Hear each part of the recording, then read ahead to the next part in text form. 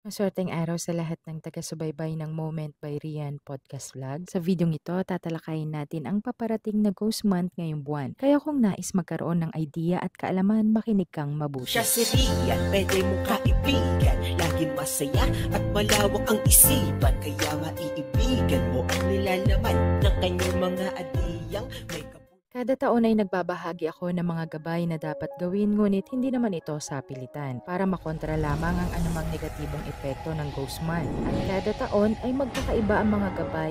Ito ay depende sa taon at sa mga elementong kinapapalooban ng nasabing taon. Dahil nga ang 2025 ay Year of the Snake, ngayon ay may mga ilang alituntunin ang dapat tandaan para makaiwas sa anumang negatibong epekto ng nasabing Ghost Month. Para sa mga bago pa lang sa aking channel at hindi pa napapanood ang mga nakalipas na aralin patungkol sa Ghost Month, narito ang pinakasimple, pinakamadaling eksplanasyon kung ano ang Ghost Month. Ghost Month, ito ay tinatawag na Hungry Ghost Festival o Yulanchi, isa sa mga mahalagang festival sa kasaysayan at kultura ng karamihang tao na nasa East Asian country at para sa mga sumusunod sa mga Asian culture and beliefs. Ito ay ang paniniwalang lahat ng mga espiritu ng mga yumao nating kilala or kakilala ay magbabalik sa paniniwalang magbubukas ang portal o daanan ng mga espiritu, mabait man o masama nung nabubuhay pa. Para sa mga Pilipino, ito naman ay ang piyesta ng patay kung maituturing.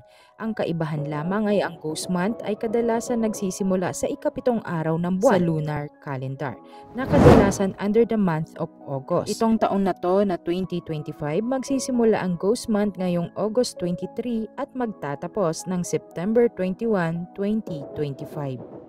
Gaano ba kahalaga na mapaghandaan ang Ghost Month ngayong 2025? Maaring hindi ramdam ng iba ang Mercury retrograde, ngunit para sa ilan, ito ay nakaapekto sa kanila. So in short mga frenny, medyo nagkasabay po ng konti ang Mercury retrograde ngayong season at sa Ghost Month.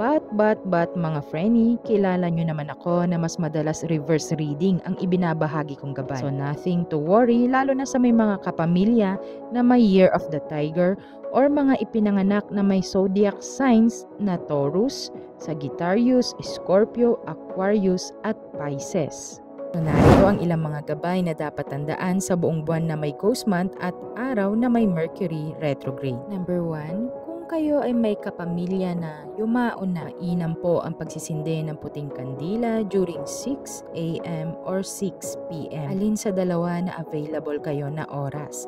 Mainam kung ang kandila ay tea-size or maliit lamang at nasa altar nyo. Number 2, ugaliing may tubig at pagkain sa mesa. Maaring prutas, tinapay o anumang pagkain. Nakakadagdag din ito mga frenny sa positibong enerhiya sa isang tahanan. Happiness and wealth para kahit may Ghost Month ay patuloy pa din ang daloy ng pasok ng kaswertehan sa tahanan.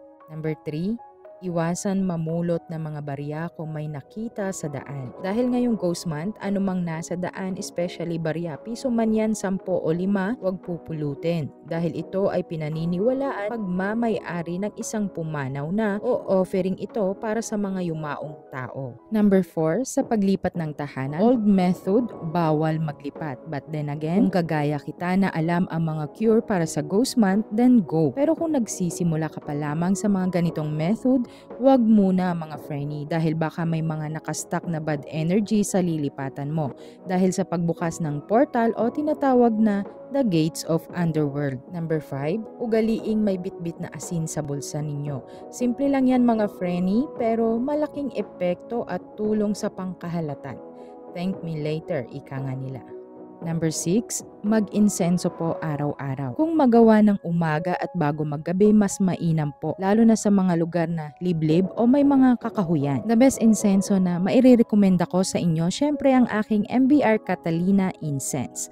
Kung nais mag-order, mag-message lang po sa Facebook or Instagram ko. Number 7, kung mahilig sa night out, girl, wag muna. Pinaniniwalaan na mas aktibo ang mga bad spirits sa gabi, kaya mas mainam kung umiwas muna sa paglabas-labas ngayong Ghost Month. Kung hindi naman maiwasan umuwi ng gabi, magbaon po ng asin gaya ng sinabi ko sa number 5. Number 8, ang mga hallway ninyo o mga daanan nyo sa tahanan, including mga kwarto na hindi ginagamit o may mga nakatambak na gamit. This is to guide spirits and bring good fortune sa tahanan.